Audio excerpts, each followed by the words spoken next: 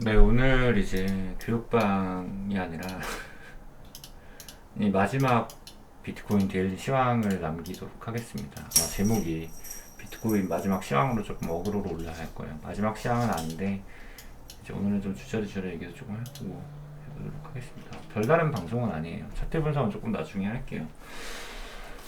오늘 글을 보고 있는데 요즘 교육방 분들 분위기가 정말 좋아요. 정말로 열심히 하시는 분들도 너무 많고 잘하시는 분들도 너무 많아요. 잘하시는 분들도 상당히 많이 들어오셨는데 잠깐 좀 왜 오셨지 이런 생각도 들 정도예요. 이 정도면은 본인들 스스로의 기준점이 있으셔서 매매 잘 하실 것 같은데 좀 이 생각도 들 정도로 잘하시는 분들이 많습니다. 분위기도 너무 좋아요.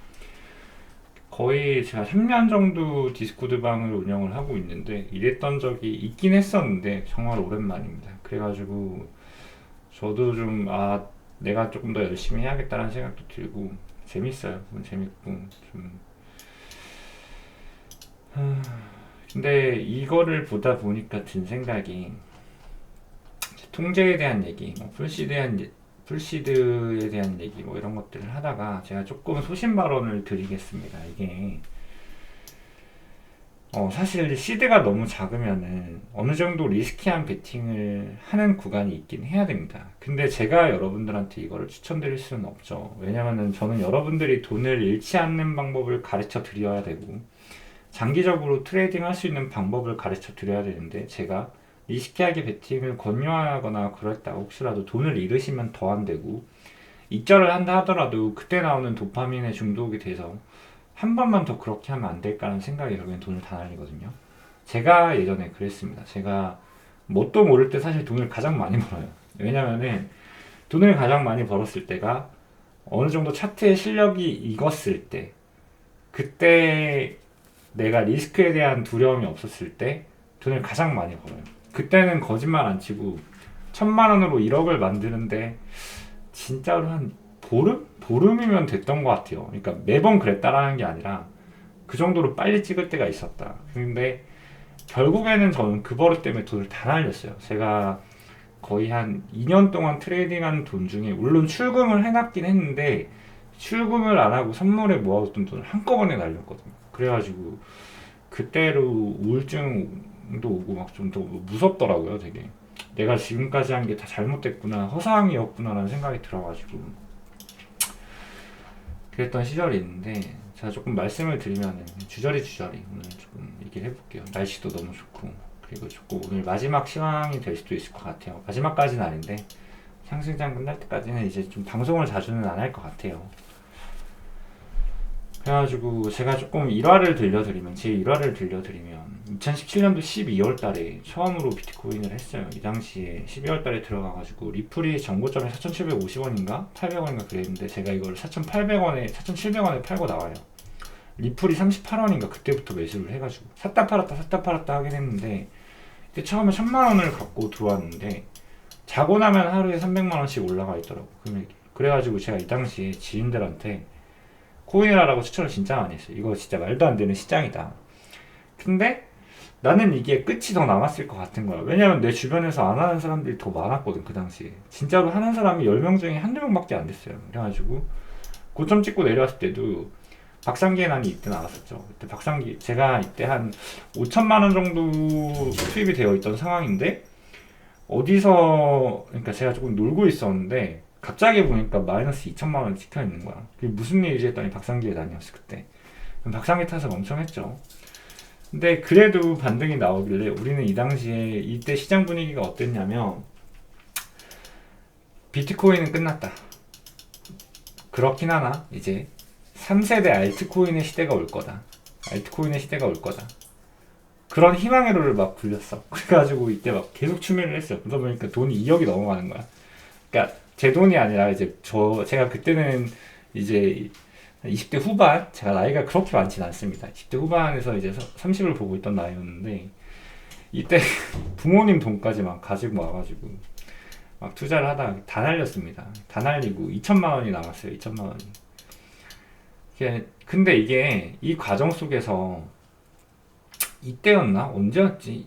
정확히 기억은 안 나는데 이 나락을 찍기 전에 이반등이었나 한번 여기서 물렸던 걸 거의 다 회복을 시켜주는 탄력장이 한번 왔어. 아, 기억났다. 만부를 못 찍고 내려갔다. 기억났다.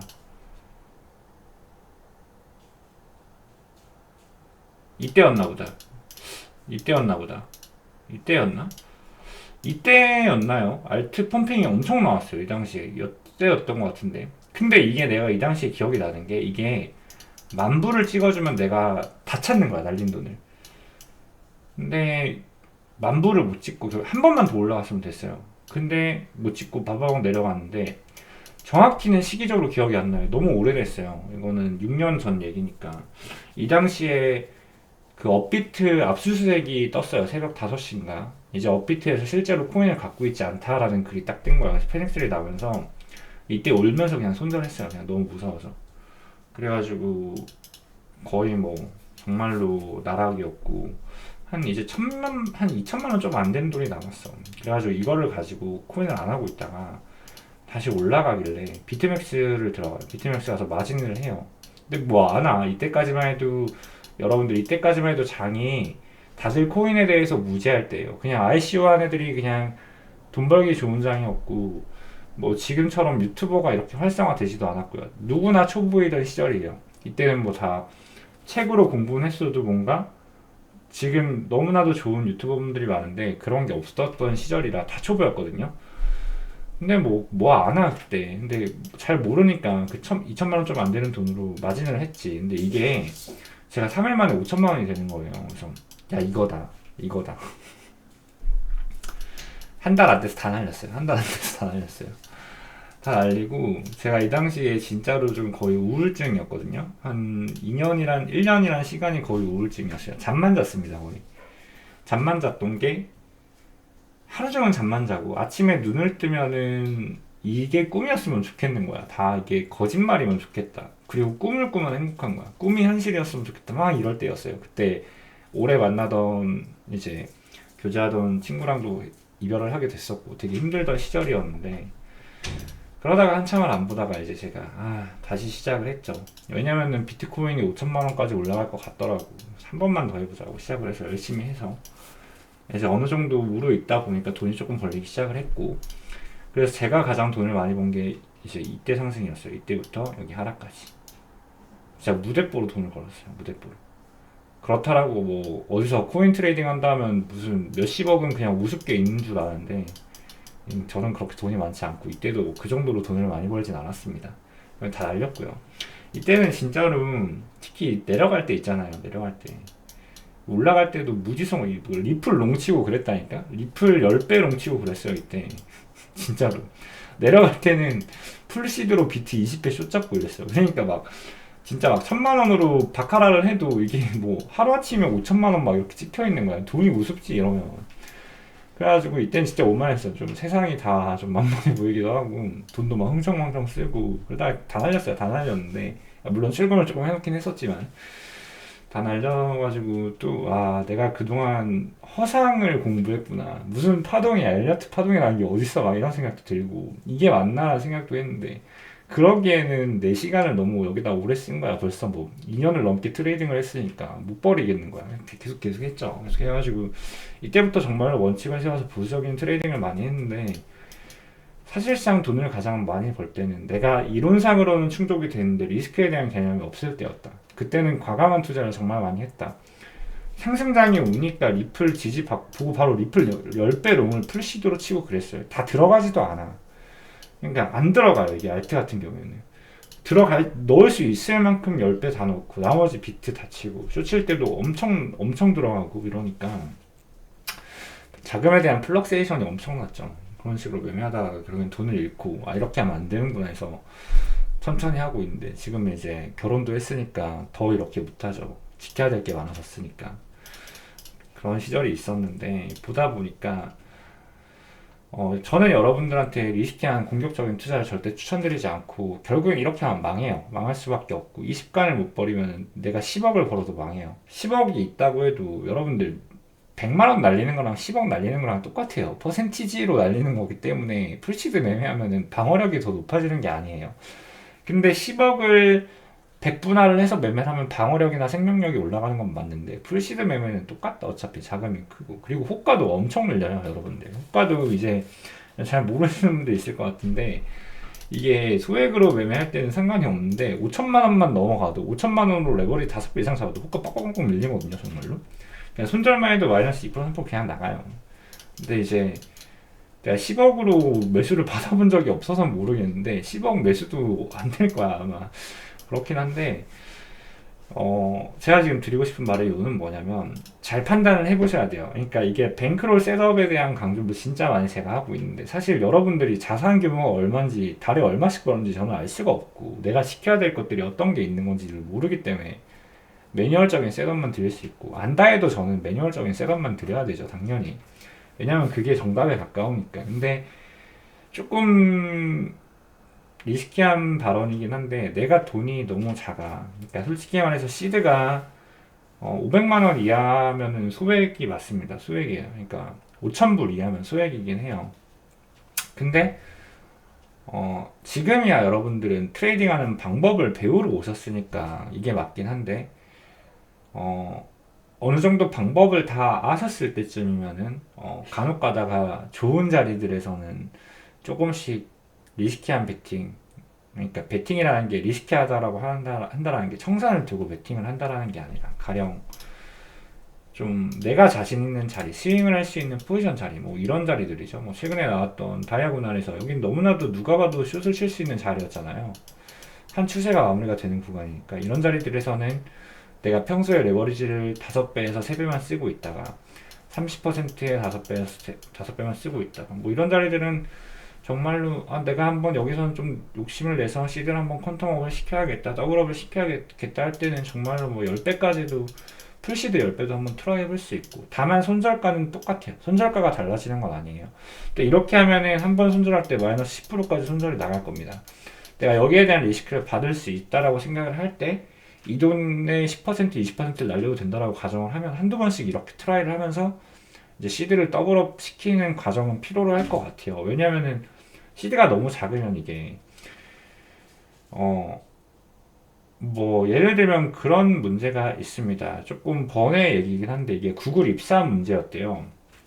친구가 저한테 이제 넌 어떻게 할 거냐 이렇게 물어본 적이 있어가지고 기억이 나는데 나한테 100만 원이란 돈이 있어. 근데 그 100만 원이란 돈을 내가 모르는 사람과 나눌 수 있는 선택권이 나한테 있는 거야. 근데 그 모르는 사람은 그 100만 원을 내가 예를 들면 야 50만 원씩 나눠 갖자 하면 그 사람이 콜을 할 수도 있고 안 한다 할 수도 있어. 안 한다면 우리 둘 다 돈을 못 받는 게임인 거야. 그럴 때 너는 얼마나 제시할 거냐 라고 물어보더라고. 그래서 나는 이 트레이딩을 하는 사람이니까 그냥 딱 바로 생각이 든 게 이건 그냥 기대감 문제인 것 같은데 일단 주도권이 나한테 있는 거니까 99만 원 할 것 같은데 라고 대답을 했다가 99만 원은 안 하겠다. 근데 한 75만 원이 가장 밸런싱적으로 좋은 것 같다. 왜냐면 갑인 건 나니까 나한테 우선권을 줄 수 있으니까. 근데 100만 원이 아니라 이거를 1억 100억으로 생각을 하면은 99대 1을 나눠도 그 사람한테 1억은 큰 돈이기 때문에 99대 1도 콜을 할 거다. 저는 이렇게 멘트를 쳤거든요. 근데 그 문제의 전제는 100만 원이라는 한정된 재화였거든. 그러니까 내가 볼 때는 75대 25가 맞을 것 같더라고요. 그러니까 아무튼 그런 얘기를 막 길게 했는데 여기서 포인트가 뭐냐면 100만 원이라는 돈일 때는 99대 1을 안 받을 거야. 만 원은 없어도 되는 돈이잖아. 여기에 대한 배경이 뭐였냐면 나는 최저시급이었거든요. 우리가 최저시급이 지금 만 원 정도 되잖아요. 내가 최저시급에 반하는 금액이냐 안 하냐에 따라 또 가치가 달라질 것 같아. 지금 이 말하는 요지가 뭐냐면 내가 트레이딩을 하는 금액이 얼마인지는 몰라도 적어도 내 최저시급보다는 잘 나와야 된다는 개념이 적용이 될 수도 있다고 생각을 합니다. 근데 저는 여러분들한테 가장 추천드리는 게 차트에 대한 기본을 익히는데 3개월이 걸린다고 했죠. 3개월 동안 저랑 같이 매매를 하다 보면 체화가 되실 건데 어느 정도 기준선을 내가 스스로 잡을 수 있을 때부터는 목표를 내 월급의 50%에서 100%로 가져가는 게 가장 좋지 않을까. 이런 셋업을 가져갈 수 있는 게 가장 좋을 것 같다. 예를 들면은 지금 한 달에 한 400만 원 정도 버나요. 그쵸? 한 350에서 400 정도가 평균으로 알고 있는데 만약에 내가 이 트레이딩을 통해서 달에 뭐 200에서 350만 원을 벌 수 있다면 이거는 정말로 매우 괜찮은 부업이다. 너무나도 괜찮은 투자 수단이다. 내가 밖에서 연봉을 2배를 올리려면 10년, 몇십 년이라는 노력을 해야 되는데, 내가 이 트레이딩을 열심히 1년 정도를 배워서 달에 내 월급만큼 벌 수 있다면 직장인으로서 그만한 가치가 있는 건 이거밖에 없다라고 생각을 해요. 정말로. 그래서 트레이딩을 배우는 건 손익비적으로 좋아요. 이게 적이 있다면은 선물 투자를 추천을 하라고 하고, 저도 여러분들한테 선물 추천을 안 하죠. 선물을 원래 하시던 분들은 저한테 오라고 해요. 같이 해보자고. 근데 안 하시던 분들은 선물 투자 절대 하면 안 된다고 합니다. 왜냐면은 어차피 날려요, 여러분들. 어차피 교육당 들어오시는 분들한테도 제가 그래요.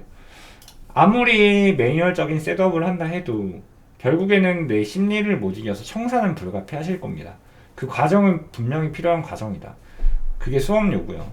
그렇기 때문에 추천을 아예 안 드리는데, 내가 정말로 이 시장에 들어왔고 이미 여기에 대한 모먼트를 탔어. 사실 선물 한 번 한 사람은 계속 하거든요. 미련을 못 버려가지고. 근데 그럴 거면 제대로 하라고. 그럴 거면. 그래서 제가 좀 제 지인들 중에 좀 정말로 저는 오히려 지인들한테는 선물하라고 해요. 야, 배워봐, 내가 가르쳐줄게, 얘기합니다. 그래가지고 정말로 예전에는 친한 지인들 데리고 선물 투자도 하고 상승장 때는 제가 리딩도 해주고 그랬거든요. 그만큼 가성비, 손익비는 좋다. 그러니까 내가 1년 공부해서 이만큼 돈을 많이 벌 수 있는 직업군은 이거밖에 없는 것 같아요. 제가 볼 때는. 그만큼 좋은 건데, 일단 목표치는 이 정도로 잡는 게 좋아요. 그러면은 못해도 내가 한 달에 300만 원을 벌라고 하면 시드가 1000만 원은 돼야겠죠. 왜냐면 30% 수익은 내야 되니까, 달에. 근데 이 1000만 원이 풀시드면 30%를 못 내죠. 제가 지금 뱅크로 셋업 교육에서 내가 가진 풀 뱅크 대비 3분의 1 정도를 내 풀 시드라고 생각을 해주면 된다라고 했어요. 나머지 3분의 1은 히든 시드라고 생각을 해라. 이렇게 밸런싱을 해야 이제 수학적으로 돈을 꾸준히 벌 수가 있다. 제가 수학적인 모델링을 보여드렸죠.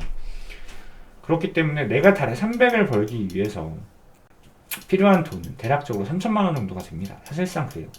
근데 내 시드가 3천만 원이 있으면 이제 1000만 원 가지고 트레이딩을 하겠죠. 그래서 달에 한 30% 정도 버는 거예요. 이걸 가지고.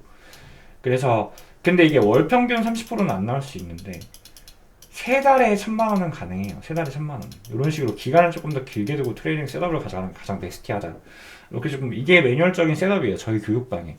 근데 그렇긴 해도 내 시드가 지금 500만 원이야. 500만 원인데 300만 원이라 할게. 500만 원인데 600만 원이라 하자. 600만 원에 3분의 1 200만 원이죠. 200만 원으로 트레이딩을 하면은 여기서 30%면은 달에 60만 원?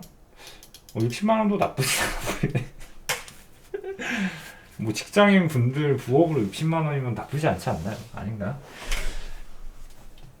아무튼 조금 그런데 이게 좀 답답할 거예요. 왜냐면은 이걸로 만족을 못 할 거니까 어느 정도 시드는 있어야 된다라고 조금 추천을 드리고 싶은데, 이러기 위해서는 이게 한두 번씩 승부를 보는 구간은 필요하다라고 생각을 합니다. 이제 내가 근데 그 가정은 이 돈 날려도 된다라는 가정이 되었을 때, 내가 지금 들어오는 돈으로 다시 이어갈 수 있을 때. 그래서 원칙은 너무나도 지켜야 되는데 좀 그런 생각이 들어요. 내가 너무 원칙을 강조하다 보니까 여러분들이 오히려 틀을 못 깨는 게 아닌가. 그러니까 틀을 만들어 드리고 있는데 오히려 이러다 보면 어렵게 오면 더 어렵거든요.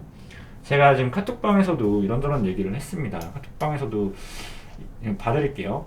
이런저런 얘기를 했는데 그냥 모든 세상 만사가 그런 것 같아요. 그러니까 어렵게 생각하면 끝도 없이 어려워요. 근데 쉽게 생각하면은 생각보다는 쉽다. 그러니까 쉽다라는 게 아니라 내가 생각했던 것보다는 쉽구나가 되거든요, 이게. 근데 지금 트레이딩도 마찬가지. 제가 지금 틀을 잡아드리고 있는데 내가 너무 틀을 강하게 세우다 보니까 이게 돈을 버는 게 너무 어렵게 생각을 하시면 안 되는데라는 생각이 조금 들더라고요. 그러다 보니까 여기에 대한 판단은 본인들이 잘 해보셨으면 좋겠어요. 근데 개인적으로 시드가 정말로 너무 작다 하시는 분들은 어쩔 수가 없어요.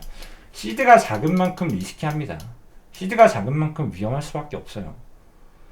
근데 이게 내 최저시급에 반하는 금액인지를 판단해야 되고, 나의 사람마다 돈에 대한 가치가 너무나도 다르기 때문에 내가 만족할 수 있는 금액 2달 평균으로 잡는 게 좋아요. 왜냐면 한 달 평균은 조금 작거든요.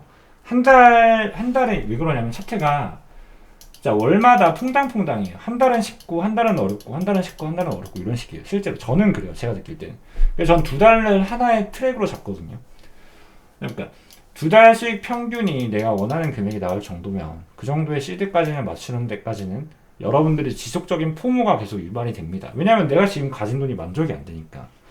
근데 그 기준점을 현실 가능하게 잡아야 되고 내가 만족할 수 있는 금액까지 셋업을 하기 위해서는 솔직히 말하면은 어느 정도 한두 번의 베팅은 필요하다라고 생각을 하긴 합니다. 그래야 여러분들이 장기 트레이딩을 할 때 포모가 적어질 거예요. 다만 그 1차적인 목표가 충족이 되면 분명히 리밸런싱은 해야 돼요. 결국엔 이 습관을 어떻게 이어가냐가 너무 중요하고, 근데 하나만 안 하면 돼요. 하나만, 추격 매수만 안 하면 돼요. 추격 매수 이거 절대 하지 마세요. 이것만 안 하면 됩니다. 그리고 모르는 자리에서 매매하지 말고, 손절 라인 긴 자리에서 매매하지 말고, 이렇게 조금 말씀드리도록 하겠습니다. 여기까지 이제 좀 셋업적인 얘기를 했고, 또 하나 좀 재밌는 얘기를 해보면은, 제가 그냥 저희끼리 하는 얘기인데, 타 유튜버 분들 언급을 하실 때 여러분들 언급하는 건 좋아요. 여러분들끼리 자유롭게 떠드는 방이에요. 제가 크게 통제를 안 합니다. 욕하고 이러는 건 통제를 안 하는데, 비난은 하지 마세요. 비방은 할 수 있어요. 논리적인 비방은 할 수 있는데, 일단 억까는 하지 말자. 억까는 하지 말고. 그리고, 그냥 다 돈 벌자고 하는 거예요. 다 돈 벌자고 하는 거지. 뭐 트레이딩 시장에 명예가 있고 명성이 있고 이런 것도 아니고 돈 벌자고 하는 건데. 돈 많은 사람이 잘난 게 맞아요. 자본주의 사회에서는. 그래서. 근데 제가 드리고 싶은 말은 이게 좀 질문을 하는데, 이 사람이 진짠가 가짠가에 대한 것들이 있는데, 진짜로? 너무 큰 호재인데 이거는? 믿을 수가 없네. 반대하고 있대.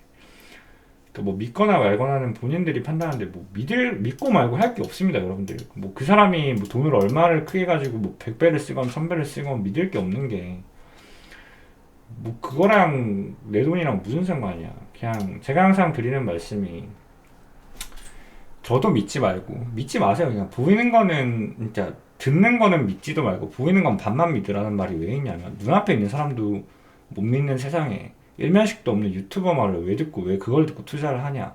그리고 그 사람들을 뭐하러 찬양을 하고 신뢰를 합니까? 그냥 내가 배울 게 있으면 배우는 거고, 뭐 아닌 많은 거지. 이거 진짜 맞아요. 여러분들이 뭐 대인서 가den서 뭐 조금 부담스럽긴 해요. 부담스럽긴 한데 찬양하고 그럴 것도 없습니다. 뭐 그냥 여러분들이 뭔가 좋아해 주시고 그러면 좋긴 하죠. 근데 저는 여러분들이 돈으로 저한테 주시는 게 더 좋아요. 농담이고. 막 누구 찬양하고 누구 막 욕하고 그럴 게 없어요. 애초에 그냥 내가 배울 점이 있으면 배우는 거고, 내가 판단할 때 엉터리 같은 거 그냥 안 보면 되는 거야. 근데 이게 진짜니 가짜니 논할 필요도 없어. 그러기에는 내 인생이 너무 아깝잖아. 내 시간이. 그냥 그러지 마세요. 그럴 필요도 없고 의심할 필요도 없고. 근데 의심할 필요는 없는데 믿지를 마. 제가 딱 하나만 소신 발언을 할게요. 메이저 거래소들에서 어느 정도 이 사람의 유튜버의 인지가 실력이 보장이 된다라고 하면은 제의가 가끔 와요. 비밀 유지 각서를 써야 된다라고 하면서 제의가 옵니다. 여기까지만 말씀드릴게요. 거짓말 아니에요. 저한테도 제의가 와서 저는 일단 안 하고 있어요. 안 하니까 내가 이렇게 말할 수가 있는 거야. 그러니까 제발 여러분들이 뭐라 해야 될까? 사실 믿지 말라는 게, 그 막 뭐 돈 자랑하는 일단 믿지 마세요, 여러분들. 돈 자랑을 하려고 하면은 끝도 없이 주작을 할 수가 있는 게 이 세상이고, 그 돈 자랑하는 게 뭐겠습니까? 다 마케팅인데. 그거 왜 믿어, 그런 거를. 의미가 없어요. 진짜 의미가 없고, 막말로. 여러분들 그거 아세요? 내가 그 강남 로데오 거리에 맨날 똑같은 람보르기니가 뺑뺑이를 매일 돌아요, 매일. 그래가지고 근데 차주가 맨날 바뀌는 거야. 그래가지고 뒷얘기를 내가 나중에 들었는데, 저 람보르기니 명의자가 32명이래. 실제로 그런 게 정말 많아요. 일단은 뭐 슈퍼카 타는 사람, 뭐 슈퍼카 타는 사람, 뭐 하는 사람, 뭐 불법 하는 사람들이 많겠지만, 심지어 그게 내게 아닌 경우가 대다수예요. 그거를 자랑하는 경우에는 그래요. 명의자가 정말 많아요. 그러니까 쉽게 말해서 지금 저도 차를 좋아하거든요. 지금은 뭐 차를 좋아하는데 488 이탈리아가 지금 한 2억 정도 할 거예요. 2억 정도. 페라리가 한 2억 정도 하는데 이게 쉽게 말해서 2천만 원씩 가지고 10명에서 이걸 사는 거야. 그리고 일주일씩 돌려 타는 거야. 그리고 뭐 SNS에 자랑하고 나 성공한 사람이다 하고, 그리고 이거 1년 동안 탈고 되팔잖아요. 한 1억 7천에 팔 수 있어요. 1억 7천에.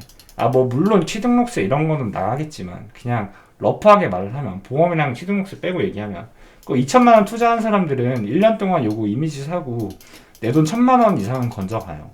실제로 이렇게 마케팅을 하는 거고.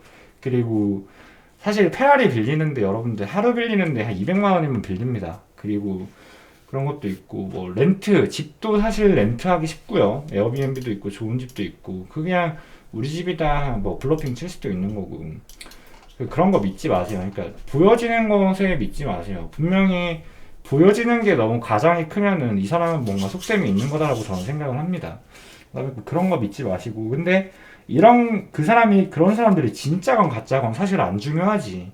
그게 왜 궁금하고 왜 중요하냐고. 이 사람이 나한테 득이 되는 사람인지 피해를 주는 사람인지를 구분할 수 있는 눈이 있는 게 중요한 건데.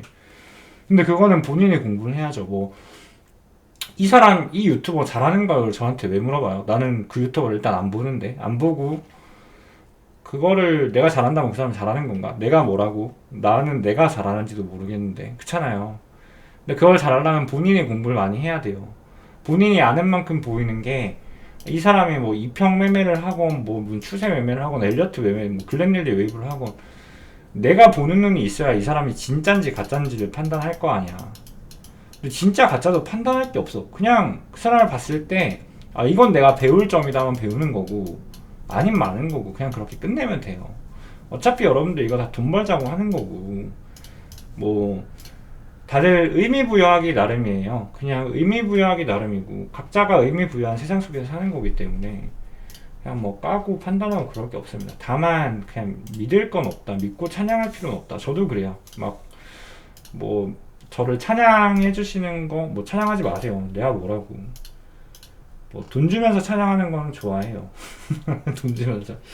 그거 아니면은 여러분들 찬양하고 막 그럴 거 없습니다. 진짜로. 그럴 거 없고. 좀 주저리가 길었는데, 오늘 이제 제가 이제 비트코인 마지막 시황을 조금 남겨오도록 하겠습니다. 남기는 이유는 아무래도 좀 방송을, 그래도 교육방분들이 오셨는데 좀 많은데 좀 형평성 차원에서도 있는 것 같고, 좀 교육방에 집중을 조금 하기 위해서라고 생각을 해주시면 될 것 같고요. 일단 메인 관점부터 소개를 드릴게요. 저는 비트코인이 신고가 갱신을 할 거라고 보고 있습니다. 신고가 갱신을 할 거라고 보고 있는데, 이런 식이건 신고가 갱신을 할 거라고 보고 있는데, 이제 이게 마지막 상승 추세라고 생각을 해요. 그래서 내가 진짜 욕하고 싶은 게 뭐냐면 상승장 초입이다. 아니, 이게 왜 상승장 초입이라는 거지?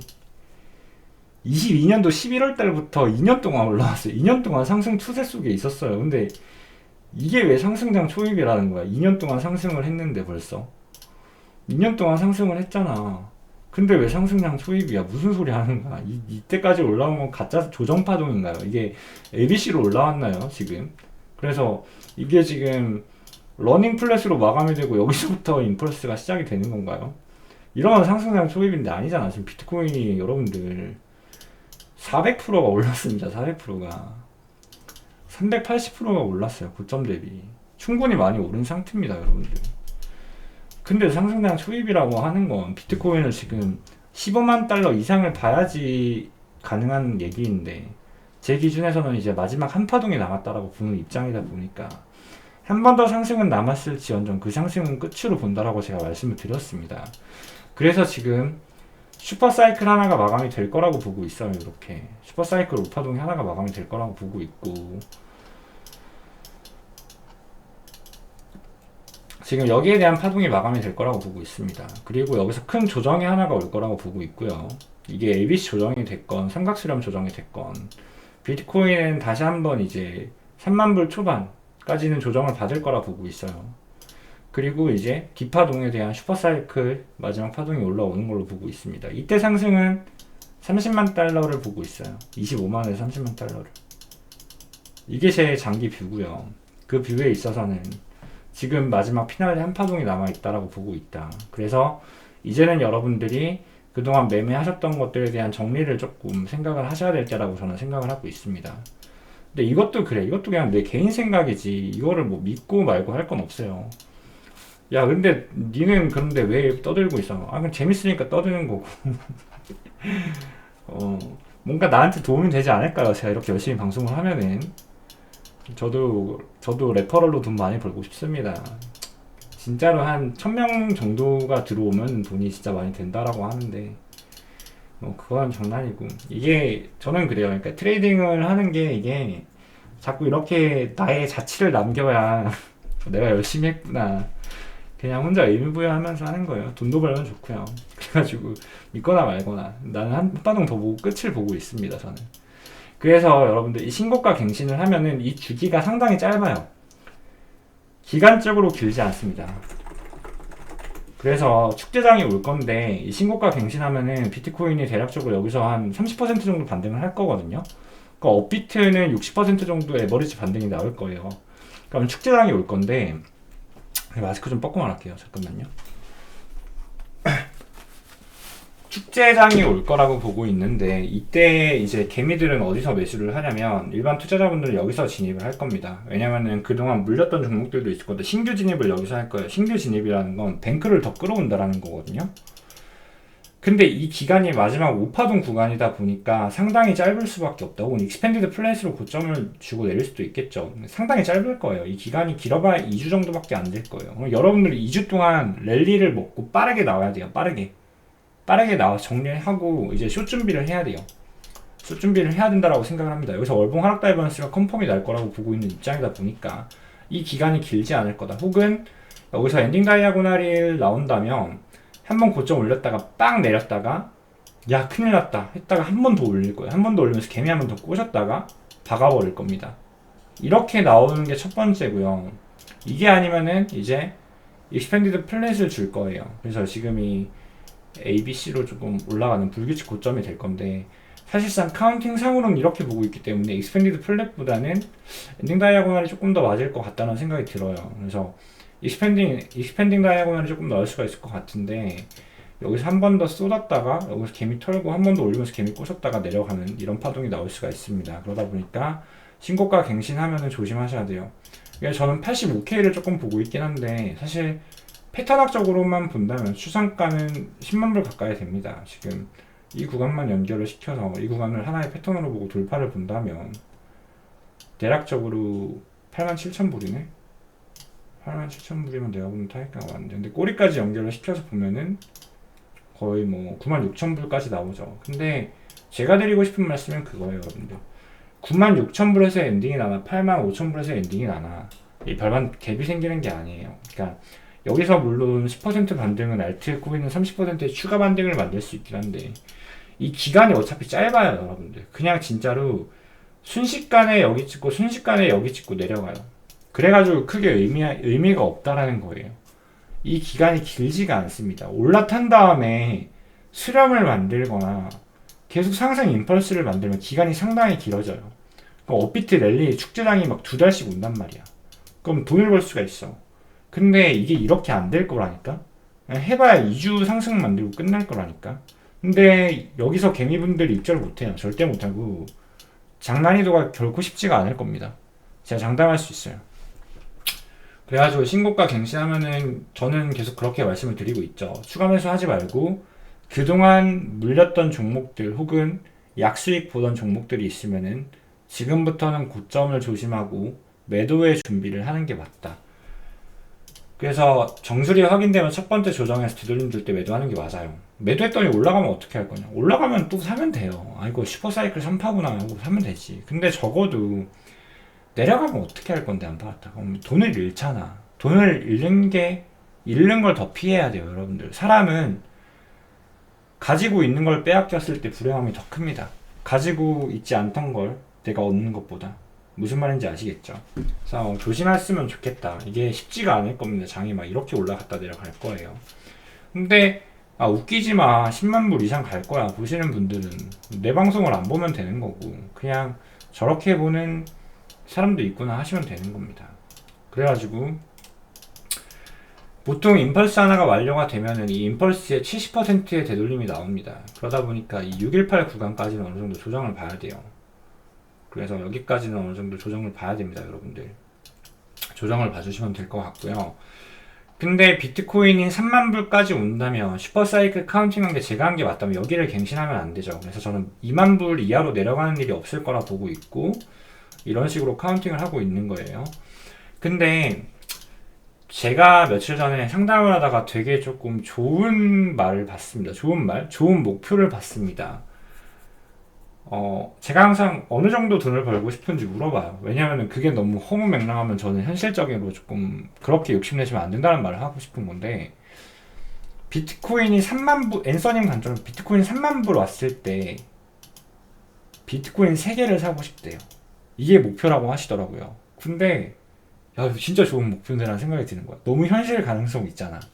그러니까 여기까지 1억을 모으겠다라는 건데, 비트코인이 3만 불 왔을 때 비트코인 3개를 사잖아요, 여러분들. 저는 이 사이클이 30만 불까지 갈 거라고 보고 있어요. 비트코인이 10배 오르잖아. 그럼 여기 갔을 때 10억이 되는 거잖아. 근데 보통 로또 1등을 꿈꾸잖아요, 모든 분들이. 로또 1등 실수령액이 한 10억 정도 되잖아요. 저도 로또를 삽니다, 여러분들. 로또를 가끔 사는데 이거 일반적인 평범한 사람이 꿈꾸는 금액이 한 10억대 혹은 뭐 한 30억대일 것 같은데 이거 너무 괜찮다라는 생각이 드는 거야. 그래가지고 제가 지금 신고가를 갱신하더라도 얼마 안 남았다라고 보고 있긴 해요. 뭐 익스펜디드 플래시건 엔딩 다이아고널 이건 두 개를 보고 있긴 한데, 얼마 안 남았다라고 슬퍼하지 말아라, 이 말을 조금 드리고 싶습니다. 왜냐면은 저점을 찍었을 때 여러분들이 여기서 매수할 수 있는 금액만 있다면 비트코인만 저는 10배가 오를 거라고 보고 있기 때문이에요. 그래서 저는 이 자리를 준다면 제 모든 자산을 비트코인으로 바꿔서 갖고 있고 싶습니다. 정말로 그럴 계획이 있고요. 그래서 나는 여기서 졸업을 할 거예요. 졸업을 할 겁니다. 그러니까 내가 지금 졸업을 꿈꾸는 건 여기가 아니라 여기예요. 난 여기서 정말로 저는 한 300억대 자산가 꿈이거든요. 한 300억을 벌고 싶어. 나는 여기서 300억을 벌고 싶고. 뭐 아무튼 저는 그래서 제 관점이 맞아 떨어져고 조정이 온다라고 가정을 한다면 여러분들은 실망하지 않으셨으면 좋겠습니다. 단기 고점은 높게 보지 않을지라도 여기까지 내려만 준다면 여러분들이 정말로 인생을 바꿀 수 있는 장은 한번 올 거라고 보고 있습니다. 이때의 장에 비슷한 버금가는 상승이 올 거예요. 이때도 500% 올랐잖아요. 이때도 1000% 올랐잖아요. 1500% 올랐잖아요. 이거 한 번 더 올 겁니다, 여러분들. 그러니까 저를 구독해 주시고 제 관점을 지금까지 팔로우업을 해주신 분들은 오히려 이 관점마저 맞아 떨어진다면 좋아하셔야 되지 않을까요? 제가 비트코인 장기 관점이 틀린 적이 없어요. 진짜로 냉정하게 말하면 제 방송을 돌려보셔도 알아요. 제가 처음에 유튜브 방송 올렸을 때 여기서 저점 나왔다라고 방송 올렸고, 트레이딩뷰나 카카오톡방은 여기서부터 운영을 했는데 고점 저점 여치기 지금까지 거의 틀린 적이 없습니다. 근데 만약에 여기까지 맞았다라고 가정을 하면 귀납적으로 추론할 때 이 사람은 장기 관점에 대한 신뢰도가 높구나라고 판단을 할 수가 있고, 그렇다면 이 관점 또한 맞아떨어질 가능성이 높구나라고 귀납적인 추론을 우리는 할 수가 있다. 그래서 오히려 고점이 나오고 내려가잖아요. 좋아하세요. 이 사람 관점이 맞을 확률이 점점 올라가고 있구나. 이 사람 말대로 가네. 그럼 여기서 매수하면 정말로 10배의 시드업을 할 수 있는 구간이 생길 수 있겠구나. 그럼 나는 이때를 준비해야겠다 라고 좋게 생각을 할 수도 저는 있다라고 생각을 합니다. 그리고 또 하나, 선물 트레이딩을 하시는 분들은 오히려 추세가 끝나면 매매가 쉬워져요. 왜냐하면 대추세가 끝났다라고 확정을 내버리면 내려오고 ABC 조정 줄 때마다 숏해오면 돼요. 그냥 정말로 편해요. 왜냐면은 장기뷰가 확실할 때 매매가 편해집니다. 무슨 말인지 아시겠죠? 오히려 숏이 편해요. 그러니까 단기 매매는 숏이 어려워요. 단기 매매는 숏이 어려운데 장기 매매는 숏이 쉬워요. 왜냐면 결과가 빨리 나오기 때문에. 숏은 짧고 빠르게 떨어지고 롱은 천천히 올라갑니다. 무조건 그런 건 아닌데 임펄스는 빨리 올라가긴 하죠. 근데 숏은 변곡만 잡으면 빨리 결과가 나와요. 결과를 빠르게 주다 보니까 오히려 슈퍼 트렌드 라인에서 선물 트레이더 분들은 숏장이 오히려 조금 편할 때가 있다. 이렇게 조금 말씀을 드리도록 할게요. 특히나 변곡점 매매 하시는 분들은 더 그렇습니다. 그러니까 고점을 짧게 본다고 너무 비방을 하지 마시고, 만약에 고점이 짧게 진행된다면 여러분들은 지금 여기를 정말 기다렸으면 좋겠다.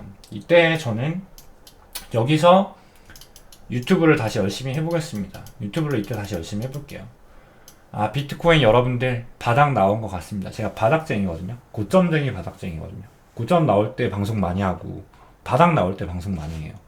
이때 트레이딩뷰랑 카카오톡방 뭐 이런 것들에 저는 여기서부터 이제 비트 매수를 조금 해볼까 합니다. 제가 오랫동안 기다렸던 자리입니다. 뭐 이런 멘트를 할 수가 있을 것 같아요. 그럼 그때 또 재미삼아 제 방송을 봐주시면 좋을 것 같습니다. 그래가지고 이때 또 열심히 해볼 수 있도록 할 거고, 고점이 나오고 꺾이면 제가 또 방송을 잠깐 열심히 할 것 같아요. 그 전까지 지금 이제 고점 얼마 안 남았고 장기뷰에 대한 얘기는 계속 드렸으니까 제가 사실상 여기서 더 이상 뭔가 여러분들한테 시황을 많이 남겨드릴 필요는 없다라고 생각을 합니다. 이게 제 마지막 뷰였고요.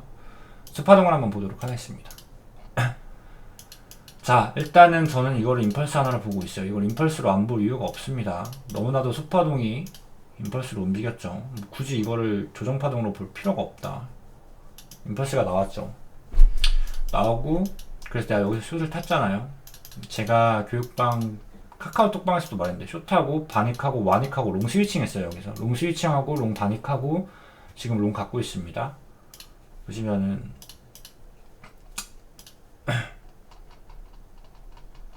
그냥 그대로 보고 있죠.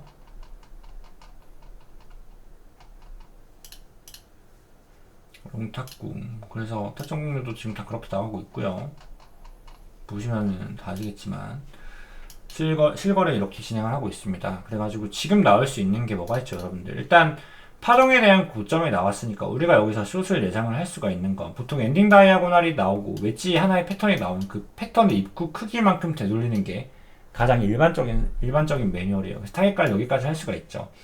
근데 이게 여러분들 하나 착안을 하셔야 될 게, 권장사항과 필수사항에 대한 이해가 있어야 돼요. 권장사항이라는 건 그랬던 확률이 높다이지 무조건 그렇게 된다가 아니에요. 차트 트레이딩에서 무조건 그래야 된다는 없습니다. 일단 이걸 착안을 좀 해주셨으면 좋겠습니다. 그래가지고 제가 65,300에서 정확하게 여기에 잡은 숏을 정리를 하라고 했어요. 65,300이 여기였습니다. 여기 입구 크기까지 보셨으면 익절이 안 나갔을 거예요, 아마. 여기서 아무튼 익절하고 롱 스위칭을 여기서 동시에 받았다, 그런 상황인데, 이게 만약에 여기서 롱 스위칭을 받을 때 제가 조금 조심하라고 했던 게 뭐냐면은, 여기가 임펄스로 내려왔다 보니까 이렇게 끝날 수도 있었습니다. 왜냐면은 파동이 만약에 여기서 ABCDE하고 이 웨지가 컨펌이 났으면, 웨지로 보고 있진 않았지만 여기서 그럼 임펄스 큰 게 내려와서 빠르게 내려가요. 여기까지 상당히 빠르게 내려갑니다. 그래서 메이저 임펄스가 떨어질 수가 있었기 때문에 이 65,000 롱은 조금 확인 매매가 필요한 자리다라고 해가지고 제가 이때 새벽에 라이브 방송을 그냥 켰습니다. 켜가지고 같이 매매했는데, 지금 일단은 임펄스는 아니에요. 왜냐면은 되돌림을 줬을 때 이게 3-2파였다라고 가정을 하면은 이 3-2파는 절대로 시작점을 넘겨서는 안 되는데 지금 시작점을 넘겼습니다. 넘겼기 때문에 우리는 여기서 시나리오를 함축할 수가 있다. 일단 이 임펄스 하방 시나리오는 없앨 수가 있어요, 지금. 그러면 여기가 ABC였던 건 자명한 사실이 됩니다. 여기가 ABC였다라는 건 누구도 이견이 없을 거예요. 자명한 사실이죠. 여기가 ABC였다라는 건 우린 여기서 뭘 할 수가 있냐? 아직까지 이 상승 추세가 끝나지 않았구나라는 걸 알 수가 있는 거예요. 무슨 말인지 아시겠죠? 제가 제 방송이나 제 관점 보시면 여기서 이 ABC 하나 나왔을 때 제가 뭐라고 했죠? 조정은 시작될 지연정 신고가는 남아있다라고 봤죠. 그 근거가 뭐야? 파동이 일단 모자른 것도 모자른 건데 여기가 피날레 지점이었으면 임펄스로 내려왔어야 됐다고. 535 ABC라도 만들었어야 되는데 ABC잖아. ABC는 뭐라고 했죠? 조정 파동이다. 조정은 뭐라고 했죠? 조정이 끝나면 원래의 추세의 모먼트를 이어간다. 그래서 조정 파동이라고 했죠. 자, 엘리어트 웨이브는 별게 없어요. N파동만 찾으면 돼요. 임펄스만 찾으면 돼요. 임펄스 나오고 N파동 나오면 그냥 임펄스 나오는 거야. 이거 어렵지 않잖아. 그래서 이 임펄스 공통 구간을 먹으면 되는 거고. 자, 그 이론으로 볼 때, 자, 여기가 ABC라는 게 자명해졌어. 여기가 ABC라는 게 자명해. 그러면 뭐야? 아직까지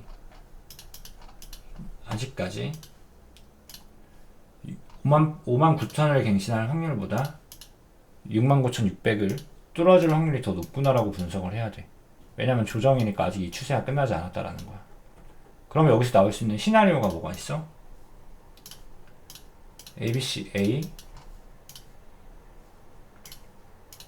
ABC B, WXY B, 그리고 마지막 ABC C.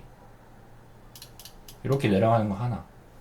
뭐 물론 콤보의 연속, 복합으로 내려가면 계속 내려가요. 트리플 콤보 잘 안 나와요. 거의 안 나와요. 무조건은 아니에요. 확률이 낮아요. 일단 이렇게 나오면 여기는 계속 롱자리가 돼요. 내려올 때마다 M파동 스탑 자리니까 롱자리가 돼요.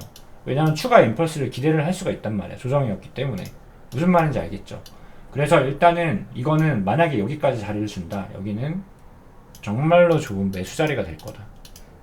이렇게 내 기준점을 만들어 놓는 거야. 그 다음 또 나올 수 있는 게 뭐가 있어? 자, 일단 여기는 ABC가 확정이야. 또 뭐가 있죠? ABC니까 뭐가 되죠? 삼각 수렴이 가능하죠.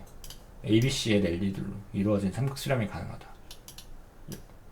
삼각 수렴이면은 70% 확률로 여기가 상방이고 30% 확률로 하방이에요.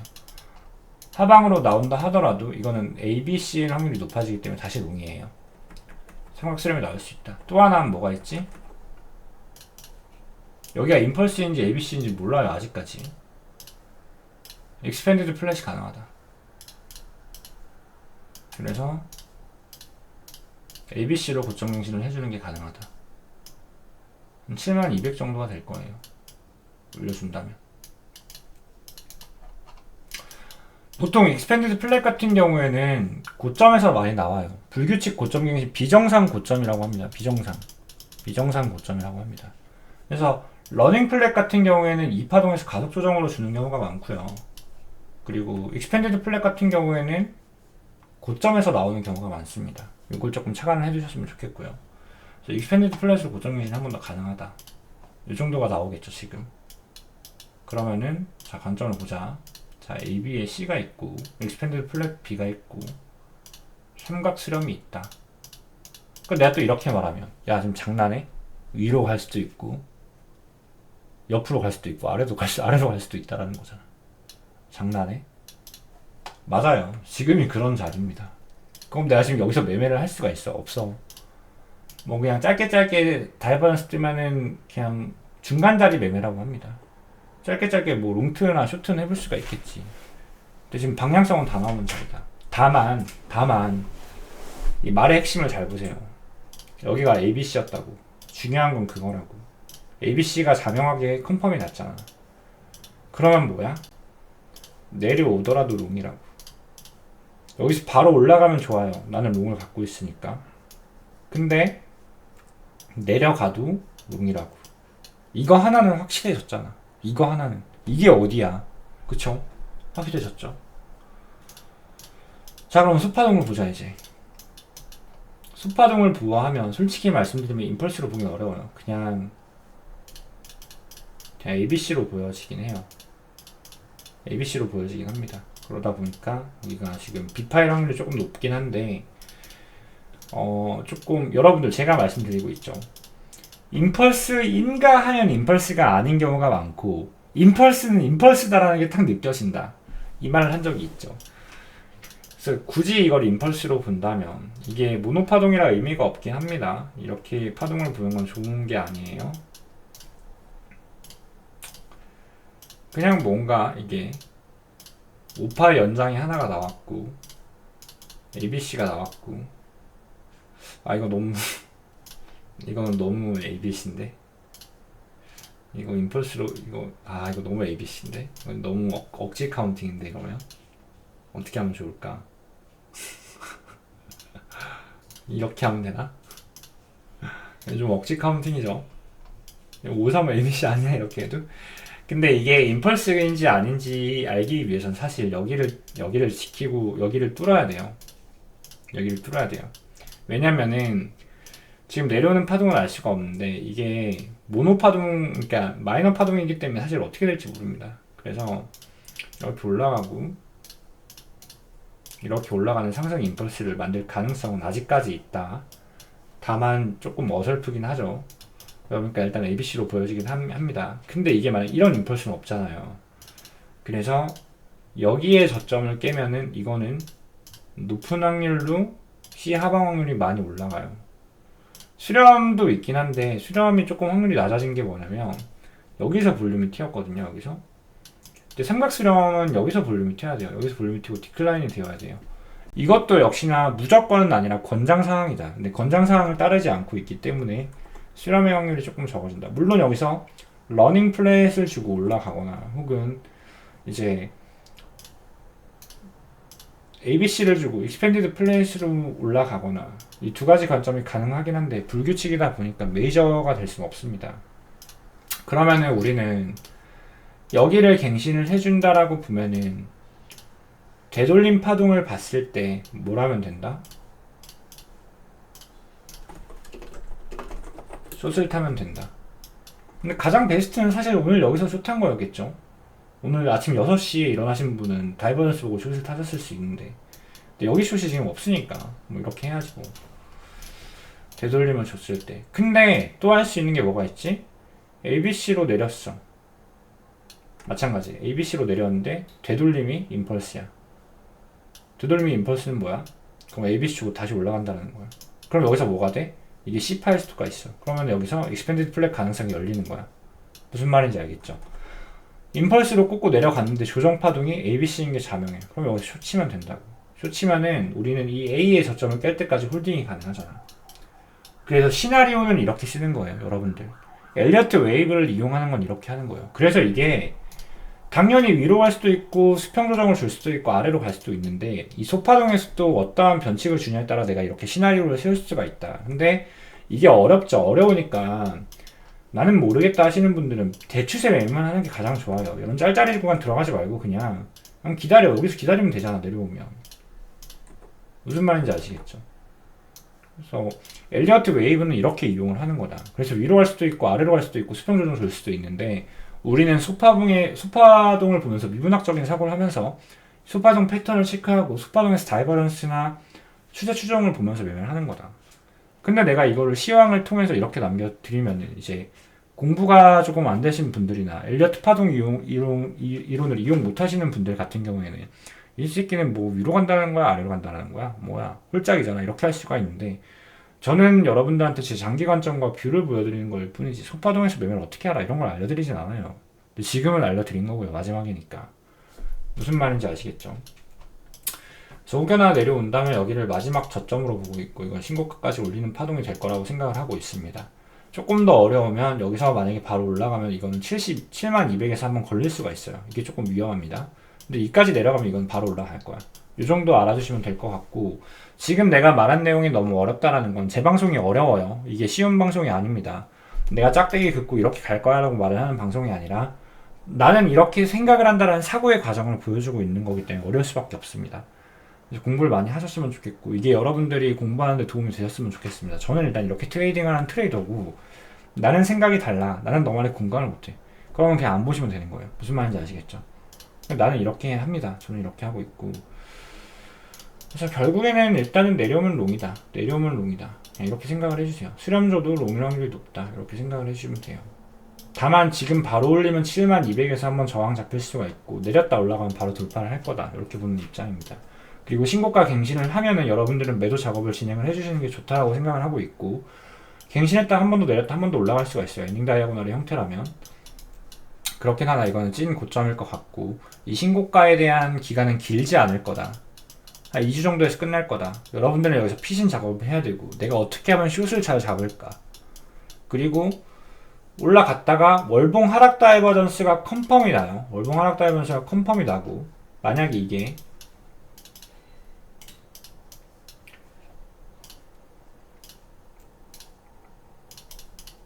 올라갔다가 이 트렌드 라인을 터치한다? 다시 올라갈 거라 보지 마세요. 왜냐? 추세 4터치잖아. 모든 추세는 뚫리게 되어 있어. 3터치 오버부터 뚫리게 되어 있어. 이거는 뚫겠다는 의지를 강하게 봐야 돼요. 이게 뚫리잖아. 이게 뚫리면 이때부터는 여기까지는 내려가는구나. 내려가다 한 번에 내려가지 않아. 내려가다가 되돌림을 한번 줄 거야. 이건 반드시 비파에 대한 되돌림이야. 속지 마세요. 비파가 끝나면 숏을 치면 돼요. 물론 이 비파에 대한 롱도 먹어야 돼요. 무슨 말인지 아시겠죠? 이렇게 보고 있습니다. 진짜로 제가 설명할 수 있는 건 다 한 것 같아요. 더 이상 저는 설명드릴 게 없습니다. 그래가지고 오늘 조금 마지막 시황이라고 조금 생각을 해주시면 좋을 것 같고, 뭐 제가 심심하면 또 시황을 찍겠지만 일단은 여기서 시나리오의 변칙은 더 이상 없을 거라고 생각을 하고 있습니다. 무슨 말인지 아시겠죠? 네, 일단은 이렇게 제 마지막 시황을 조금 남기도록 하고, 지금 교육방 이벤트도 하고 있고, 교육방은 3월 1일까지 한 번 더 홍보를 좀 하고 있으니까 많은 문의 부탁드립니다. 그리고 지금 공개 교육들이 있습니다. 엘리어트 파동이론이나 뭐 차트에 대한 견해 공개 교육들, 뭐 교육방분들 비공개 교육이 절반이고 공개 교육이 절반인데, 제 유튜브 카타로그 재생 목록에 교육만 좀 따로 볼 수 있게 해놨으니까 공부를 원하시는 분들은 조금 참고를 하시면서 보시면 좋을 것 같아요. 그래서 지금 신고가 갱신이 사실 뭐 85,000불이건 10만불이건 크게 중요하진 않을 겁니다. 왜냐면 이 기간 자체가 길지가 않기 때문에. 상승장 조건은 기간이 길어야 돼요. 기간이 올라간 다음에 비트코인 가격을 유지하면서 비트코인 도미넌스가 내려가야 알트에 대한 상승이 옵니다. 근데 비트코인 도미넌스가 내려갈 때 시장에 대한 자본이 안 쌓이면 같이 내려가요. 그래가지고 버텨야 돼요. 일단 파킹을 못하는 이상 알트 펌핑은 안 와요. 이걸 항상 고려를 해주세요. 그래서 비트코인 고점이 85,000이건 10만이건 중요하지 않아요. 오를 거면 아예 15만 불, 14만 9천 불까지 올라가야 됩니다. 무슨 말인지 알겠죠? 네, 일단 여기서 방송 마치도록 하겠습니다.